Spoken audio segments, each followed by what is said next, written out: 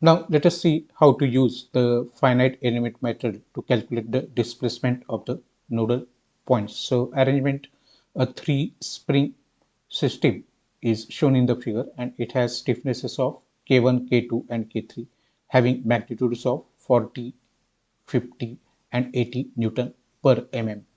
Force F1 is of 100 Newton applied at this point, and force F2 is of 50 Newton. So let us discretize this particular system. So at the fixed end, we call it as nodal point 1. The reaction offered by this fixed support is supposed to say R. The element 1 is having stiffness of K1, element 2 is having stiffness of K2. Force F1 it is applied at the nodal point 2, and the force F2 is applied at this nodal point 3. So elements are 1, 2 and 3. Element 1 is between node 1 and 2. Element 2 is also between nodes 1 and 2. So that we have indicated element 1 and 2 between the local nodes 1, 2, and this is also between 1, 2. Whereas the element 3 is in between 2 and 3. So that is also mentioned in this particular table. Now there are 3 nodes, so number of nodes are 3, and displacement we are calculating in x direction. So number of directions are 1, that is only x direction is under consideration. So degree of freedom is equal to 3. So u1, u2 and u3 are the displacements at the nodal point. u1 is fixed, so its displacement is 0. So this is the discretization of the given particular system. Now element stiffness matrix. So as we have already seen that element 1 and 2, they lies between nodes 1, 2. So their third row and third column will be 0. Then element 1 is having stiffness of K1. So K1 minus K1 minus K1, K1 is our stiffness matrix, as we have already derived the expression in the previous lecture also. Then for element 2, which is having stiffness of K2, it is also in between 1 and 2, but as the degree of freedom is 3, we want 3 by 3 matrix. So as it is between 1 and 2, its third row and third column will be 0. So whatever this matrix is there, it is replicated over here. So for node 3, what we'll have? We'll have stiffness of K3, so it is K3 minus K3 minus K3 K3, and as it is between 2 and 3, its first row and first column will be all zeros. And in order to find out the global stiffness matrix, we have to add all these stiffnesses, that is K1 plus K2 plus K3. So K1 is written over here, K2 and then K3. Just now we have derived all this. Now we have to do simple addition for this. So K1 plus K2 plus 0. So that is our first element of the first row, minus K1 minus K2 plus 0. That is our second element of the first row. Then 0 plus 0 plus 0. That is the third element of the first row. Then similarly minus K1 minus K2 plus 0. Then K1 plus K2 plus K3. Then 0 plus 0 minus K3 and so on.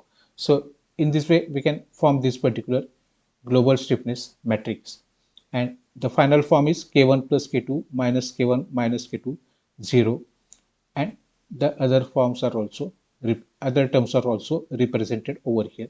Substitute the value of K1. K1 is 40, K2 is 50 and K3 is 80. So substitute all these values at the respective places and you'll get the stiffness matrix as 40 plus 50, that is 90, minus 40 minus 50, that is minus 90, this 0 as it is, minus K1 minus K2, that is minus 40 minus 50, that is minus 90, K1 plus K2 plus K3, that is 40 plus 50 plus 80, that is 170, and minus K3, that is minus 80, and the third row, that is 0, minus K3 is minus 80 and K3 is 80.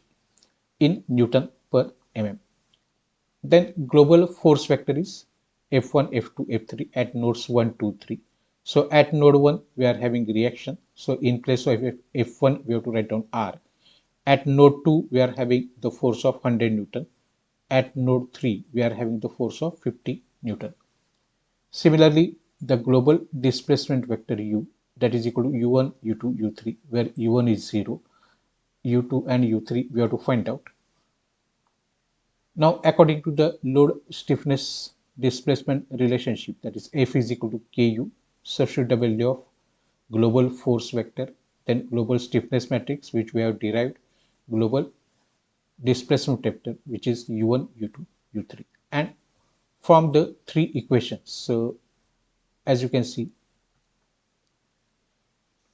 this is 90 U1 minus 90 U2 plus 0 U3. So, only two terms are there. So, that is the value of R.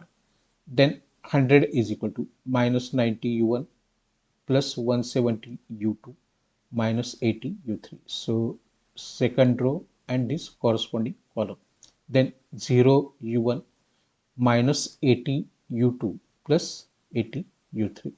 That is for our third row and this particular column. So we'll get the three equations. Now applying the boundary condition, that is as node 1 is fixed, U1 is equal to 0.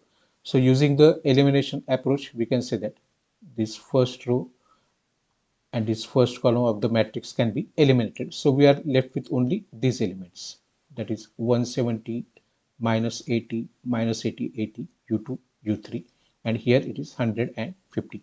So 100 will be equal to 170 U2 minus 80 U3, and 50 will be equal to minus 80 U2 plus 80 U3. And if you solve this simultaneously, you will get the values of U2 as 1.667 mm and U3 as 2.292 mm. Now substitute the value of, find out the value of R by substituting the values of U1 and U2. So U1 is 0, so this first term will be 0, so it is only minus 90 U2, and substitute the value of U2, that is 2.292 sorry 1.667 mm. So that value you can substitute over here, so that you will get the value of reactive force or reaction as minus 149.4 Newton or approximately minus 150 Newton. Negative sign indicates that the initial assumed direction of reaction is wrong. It should be in the opposite direction. So it should be in the negative x direction. So in this way, we can solve the example on the spring system.